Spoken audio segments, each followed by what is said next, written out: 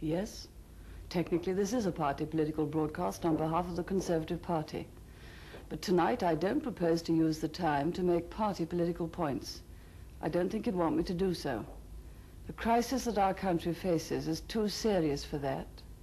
And it is our country, the whole nation, that faces this crisis, not just one party or even one government.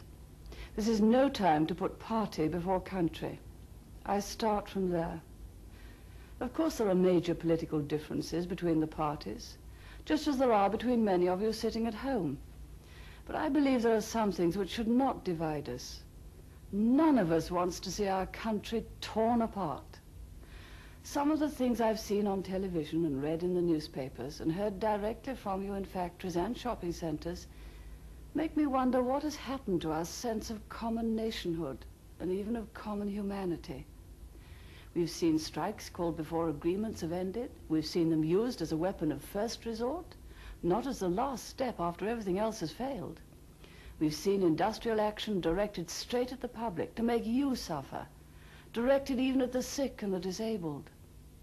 That sort of action damages the reputation of all trade unionists, most of whom wouldn't agree with it. We've seen picketing that threatens to bring the country to its knees, emptying our shops, endangering our farms, closing our factories, taking our jobs. Picketing was meant to be about peaceful persuasion at the scene of the dispute.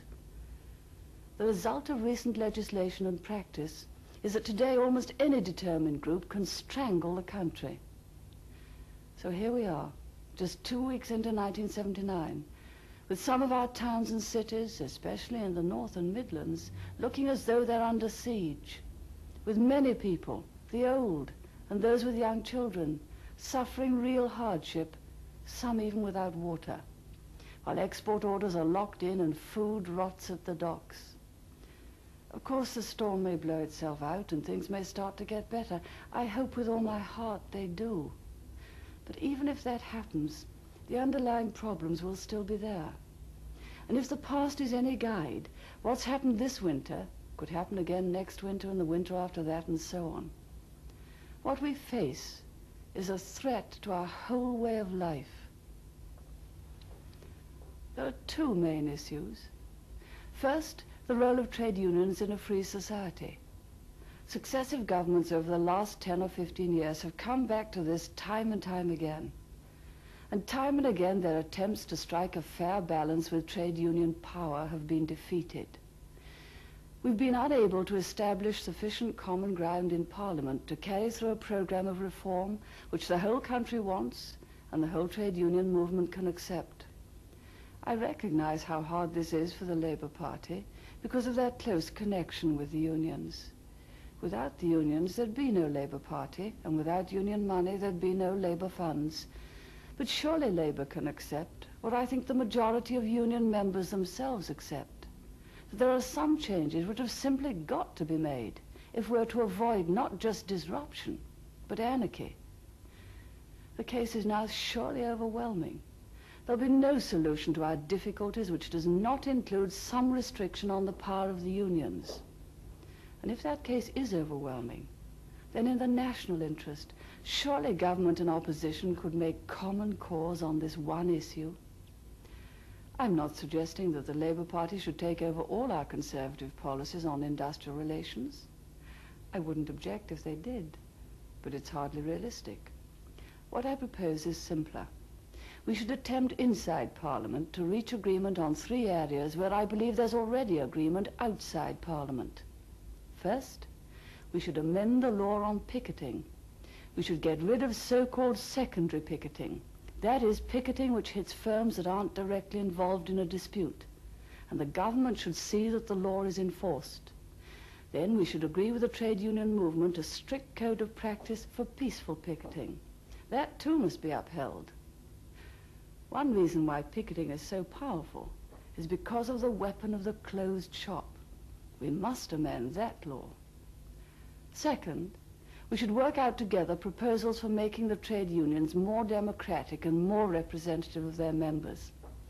Mr. Callaghan's expressed cautious interest in this in the past, but only if the unions approached him. I don't think we can wait for them to do that. We should approach them. What I've got in mind is that postal ballots should be paid for by the Exchequer, and there should be widespread secret ballots throughout the trade union movement. Secret ballots on union elections, secret ballots on industrial disputes, and so on.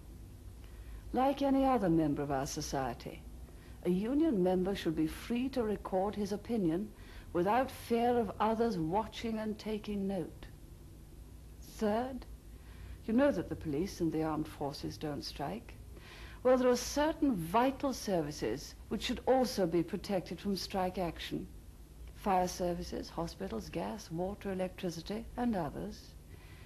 We must try to negotiate a no-strike agreement with those who operate these services in return for firm guarantees on pay now and in the future.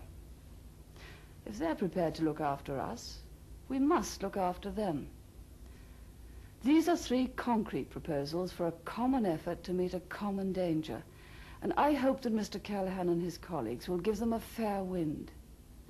I don't claim they provide an immediate answer to all our problems, but they would help to restore a measure of peace and sanity to a rapidly worsening situation. The other issue goes right to the heart of what we call democracy. In a democracy, we choose, each one of us, what sort of society we want to live in. What sort of country do you want? Despite our problems and our failures, this is still a good land to live in and bring up a family. It's a land of great natural riches, the coal beneath our feet, the oil and gas in the sea around our shores, the fertile acres of our farms. But it's also a land of great human resources.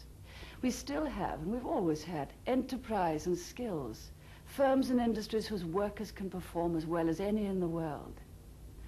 What we don't have are the right conditions, the incentive for success. And it's this incentive we must and can create. But to do so, we must first stop tearing ourselves apart. If the present crisis has taught us anything, it surely taught us that we have to think of others as well as ourselves. That no one, however strong his case, is entitled to pursue it by hurting others. There are wreckers among us who don't believe this. But the vast majority of us, and that includes the vast majority of trade unionists, do believe it, whether we call ourselves Labour, Conservative, Liberal, or simply British. It's to that majority that I'm talking this evening. We have to learn again to be one nation, or one day we shall be no nation. If we've learned that lesson from these first dark days of 1979, then we've learned something of value. Good night.